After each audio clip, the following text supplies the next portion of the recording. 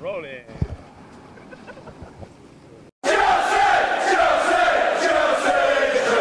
100% Chelsea, Southampton 0, Chelsea 3. The last game in the Premier League before the international break. And we currently, as of 4:05, are still top of the Premier League. Is it 4:05? 5:05. I haven't changed the clock on my hat. I need to fix my clock.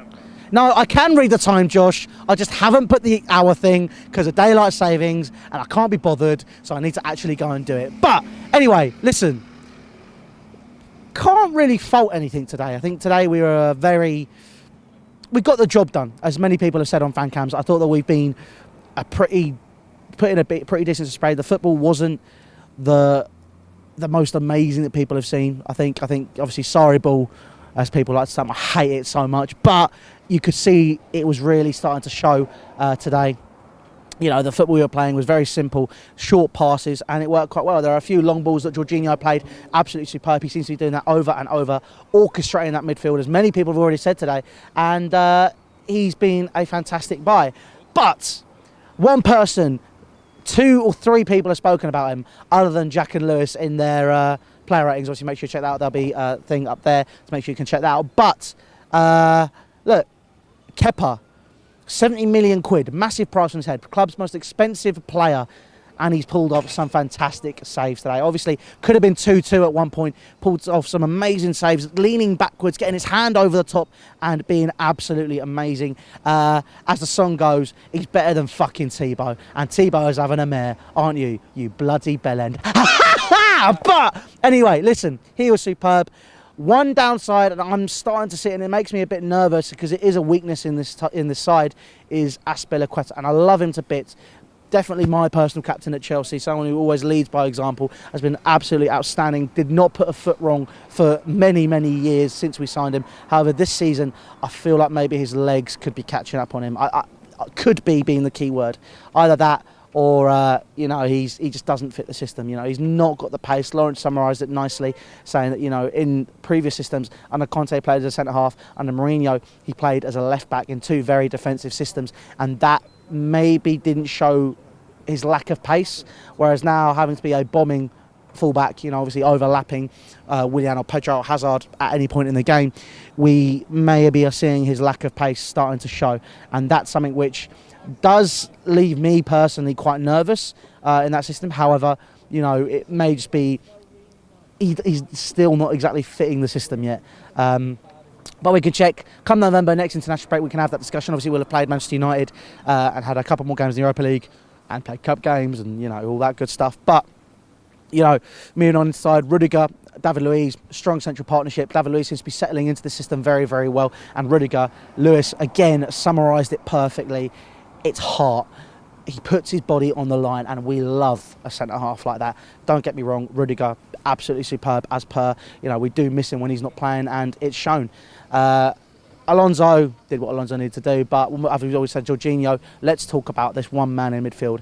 Absolutely superb. And here's a stat for you. It's also already out on our Twitter. If you don't follow our Twitter, there'll be a link down in the description to it for @100PCT Chelsea.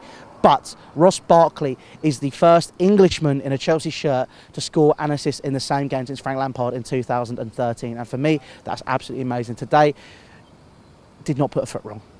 Won the ball back quickly when he lost it. Distributed well. Long passes, short passes. Physical in midfield, a massive presence.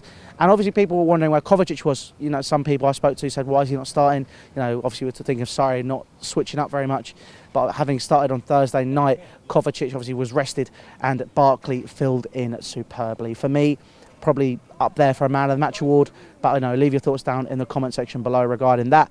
But Kante obviously seems to be getting used to that role.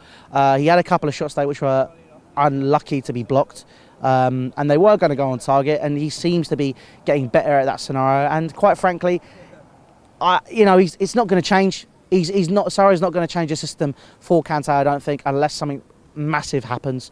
Kante will become that box-to-box midfielder. He will be moving up and down, and he has the legs to do it. So, you know, let's just see if it gets better. If it doesn't work out, then we can consider it as an option that maybe he needs to move somewhere else in the pitch, or yeah, if it really comes to it, be dropped. I don't think that'll be the case. Don't slaughter me for that. You know, that's the worst case scenario.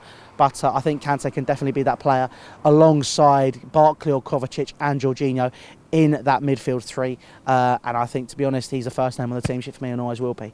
But the front line, let's talk about this. Hazard, best player in the Premier League, third best player in the world now. Don't care what anyone has to say. That's it. Hazard proved himself again today, absolutely running riot against this Southampton side, and was absolutely mesmerising to watch. His layoffs, his movement, the way he went past people, the way that he orchestrated play in that front line, allowing those 1-2s and those triangles to be built with Morata or Giroud and Willian and whoever he was around. The free run role is working perfectly. He's happy. He's playing well. That's exactly what we wanted. And this is probably the best that we've ever seen Eden Hazard play. And I'll say that to the day he basically fails. You know, he was absolutely unreal today. He's been unreal this season. We are still undefeated, and a lot of it is down to him. And he has been absolutely pivotal in orchestrating the Sarri system alongside Jorginho. I sent a forward today. There was going to be some question marks about this position for Giroud and Morata, and we're going to be questioning this week in a discussion video. Giroud, the athleticism for a 32-year-old to be able to flick it over and basically bicycle kick it to get an assist for Ross Barkley, unreal. It's still there, and we saw it in his days at Arsenal, and he's assisting play and helping with build-up. Morata came on, scored his second in 2 games, and he seems to be building up. He celebrated with the fans today, and his confidence may be coming back, and I really, really hope it does. People may think I have an agenda and I hate the guy, but look, if you're not performing, don't expect not to get slated. It's just the nature of the beast.